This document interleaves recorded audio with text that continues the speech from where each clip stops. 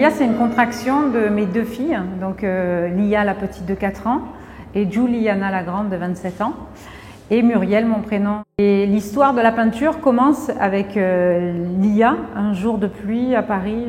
Je suis photographe de métier et dans mon métier, je fais des grosses productions. Et donc de ces grosses productions, j'avais un chevalet, une toile et des pinceaux, de la peinture. Et on s'est mis à peindre toutes les deux et la toile a eu beaucoup de succès. Et ça, c'était il y a 6 ans. Je me destinais à une carrière de sportive de haut niveau, donc en athlétisme. J'ai été titrée en sprint et en saut en longueur. Je pensais faire une carrière dans le sport, donc notamment un sport-études à Font-Romeu que j'ai commencé et très vite arrêté parce que j'étais pas formatée pour le système scolaire. Et le sport-études, il faut vraiment être très carré au-delà des résultats sportifs. Par le pur des hasards, j'ai quelqu'un qui m'a découvert et qui m'a proposé d'être mannequin. Donc j'ai été pendant des années mannequin, donc essentiellement dans la pub. J'ai toujours aimé faire de la photo par plaisir parce que depuis mon adolescence, j'avais un appareil photo et j'ai fait. Il y a eu une rencontre qui a été assez décisive, qui fait que je pense à ce moment-là, j'ai commencé à me poser des questions. J'ai fait pendant de l'âge de 16 ans à 32 ans du mannequinat professionnellement, en bougeant dans le monde, en travaillant essentiellement vraiment pour les pubs télé. J'ai fait pas mal de téléfilms et des photos de pubs. Pendant ces 16 années, j'ai rencontré une photographe américaine avec qui j'ai eu un coup de foudre amical et artistique. Et on s'est tellement bien entendu qu'elle me faisait souvent travailler avec elle sur des projets, que ce soit au stylisme, à la créa, dans plein de domaines différents. J'étais dans le sud au départ, donc à Marseille. Je suis allée sur Paris pour entamer une carrière de comédienne et continuer le mannequinat parce que c'est ce que je savais faire. Et quand j'ai commencé une école de théâtre, en fait, j'ai eu envie de faire des portraits de comédiens. Voilà, la photographie, c'est donc 20 ans de ma vie en fait. J'ai pas arrêté à être photographe, je continue. Cette photographe américaine a compris que j'aimais vraiment ça. Et donc moi pendant des années je l'ai aidée dans son travail sans jamais attendre quoi que ce soit en retour. Donc c'était pas une histoire d'argent entre nous ou quoi que ce soit. Et donc un jour je lui ai fait part de mon plaisir de faire des portraits de comédiens, de l'envie de faire un peu plus de portraits. Et donc, pour toutes ces années de travail en commun, elle m'a dit, écoute, voilà, moi je me sers à tel endroit de mon matériel, donc tu vas aller dans cet endroit et tu vas prendre tout ce dont tu as besoin pour commencer à t'installer comme photographe. Et voilà. Et l'histoire de la photo, elle part de là. Alors, j'avais déjà des bases, évidemment. Je savais déjà comment gérer un éclairage, tout ça. Mais à partir de ce moment-là, moi j'étais en contact permanent avec des mannequins parce que j'étais déjà mannequin et toutes mes copines étaient mannequins. J'avais déjà des clients et ça a été très vite. Je me suis pas mal spécialisée dans le sport, donc je suis beaucoup de sportifs au quotidien, donc hors fédération, dans le foot, dans le rugby. J'ai fait un livre en 2007 en collaboration avec une autre personne qui s'appelle Sandrine Retailleau, qui s'appelle Corps et âme sur le sport et la femme. Et puis la peinture est arrivée là-dessus un jour de pluie. Et on fait cette toile, donc je fais un fond blanc, elle fait des bonhommes partout, des bonhommes très primaires comme l'art que je pratique en fait. Et donc elle explique, ça c'est mon papa, ça c'est ma maman, ça c'est ma sœur, mon amoureux, voilà. Et donc je laisse sécher et le lendemain je lui dis écoute si tu veux je vais prendre de la couleur et moi je vais les personnaliser. Et donc elle était super contente, elle m'a dit ah oui super. Donc on a fait cette première toile que j'ai mise sur les réseaux et qui a eu un succès phénoménal. Après on en a refait une autre et encore une autre et j'y ai pris vraiment goût. Donc j'ai eu à un moment donné, je me suis dit est-ce que c'est vraiment l'association de nos deux énergies qui fait que je suis créative comme ça par rapport à la peinture parce que j'avais sincèrement jamais pensé à peindre auparavant. J'ai une maman qui peint. Je suis très artiste et manuelle, mais la peinture, c'est pas quelque chose que de prime abord à quoi j'ai pensé. Donc j'en ai fait un toute seule et en fait tout de suite, de manière instinctive, je me suis dirigée vers le collage. Ça, c'était les 6-7 premiers mois. Un de mes amis qui a une galerie à Cannes, qui est donc lui plutôt impressionniste, qui me dit mais c'est qui cet artiste que tu mets régulièrement sur ton Facebook? J'aime beaucoup, c'est pas ce que je vends, mais en revanche il y a une vraie qualité de travail, il y a de la profondeur. Et je croyais qu'il se moquait de moi en fait. Et il me dit non, en fait je suis très sérieux, je ne me moque pas.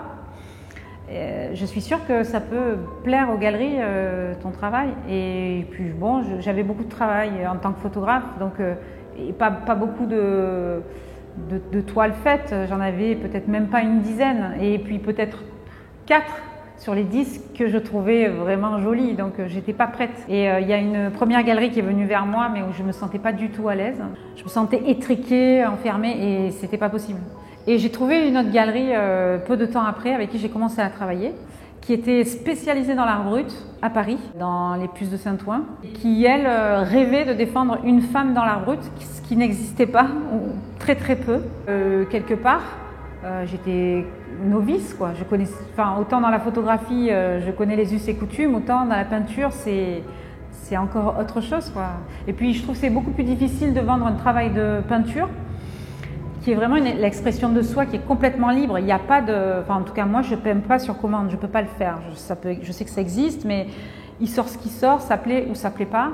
Mais je peux pas, déjà, je ne peux pas faire 2 fois la même chose. Je peux peut-être me coller dans les couleurs, mais je ne peux pas faire 2 fois le même personnage ou le même portrait. C'est plus difficile de se vendre, je trouve. La photo est moins impersonnelle, la peinture est plus personnelle et donc au début un peu plus compliqué dans la démarche commerciale que je sais très bien faire dans la photo. De manière instinctive, je vais sur du portrait et je suis portraitiste. En photo, je suis très forte dans les couleurs aussi. C'est vraiment dans mes images, la couleur est prépondérante, elle dégage une énergie très très forte dans mes images. C'est quelque chose que j'aime énormément. Mais je pense que ça, c'est empreint vraiment de mes racines méditerranéennes, quoi. On est avec, on grandit avec la couleur, on grandit avec le ciel bleu, on grandit avec enfin voilà, et on se nourrit de ça, inconsciemment, même quand on est petit. J'ai fait une toile par rapport à mes origines sur Napoléon. Christian Estrosi, donc le maire de Nice, est fan de Napoléon. Et je connaissais Laura. Et en fait, Laura m'a dit, écoute, cette toile, je la prends, elle est pour moi. C'est l'anniversaire de Christian, il est fan de Napoléon, ce que je ne savais pas du tout. À partir de là, elle a suivi mon travail de manière régulière. J'ai fait 4 années de suite le Téléthon avec elle.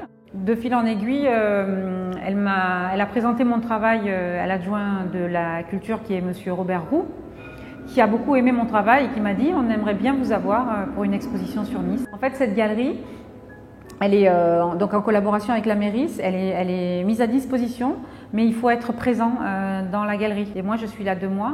Et donc, j'ai dit, pour moi, ça serait parfait en été, comme ça aussi, je peux aussi m'imprégner de la ville de Nice, de ce qui s'y passe, de comment vivent les gens, ce que je ne connaissais pas vraiment, en fait.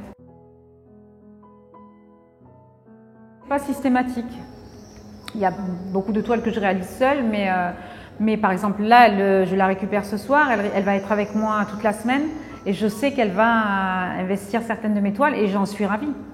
Parce que de toute façon, d'une information qu'elle va me donner, je vais partir sur une autre information et c'est un échange en fait, donc c'est extra. Et ça a un côté encore plus primitif.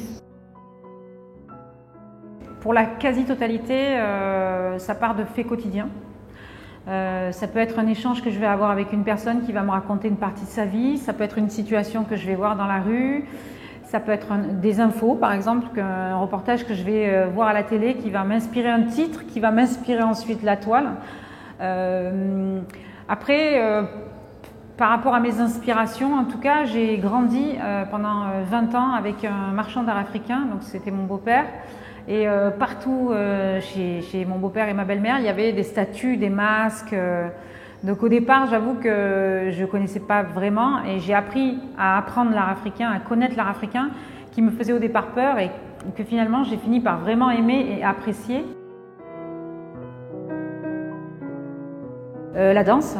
La danse beaucoup, le mouvement. Mais déjà en image, j'ai toujours travaillé le mouvement, le saut. Il y a des personnages, par exemple, ne serait-ce qu'un visage où effectivement ça peut vraiment m'inspirer. La lecture, ça peut déclencher chez moi des créations assez diverses.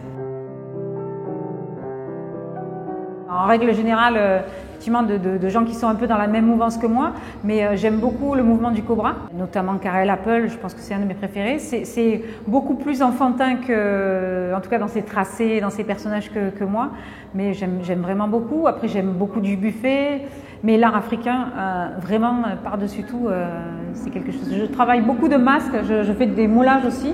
Tous les peintres nouvelle génération, peintres contemporains, peuvent être inspirants et intéressants à un moment donné.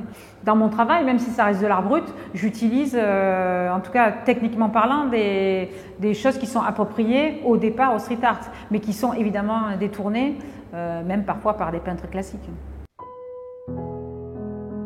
Dans la peinture, il y a une vraie nécessité de travailler de manière régulière pour avancer.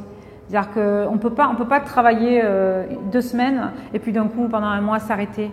Il faut, je pense, et c'est très important en tout cas pour moi, mais je pense qu'on est tous pareils, de tous les jours un petit truc, découvrir, même des choses complètement différentes, du dessin de nu, enfin du modèle vivant par exemple, mais tout ça. Ça a été vraiment petit à petit. Voilà, la suite après, je sais pas. Et en fait, je crois que je veux même pas la savoir. Je me dis que de toute façon, en étant ouvert, il peut m'arriver que des bonnes choses.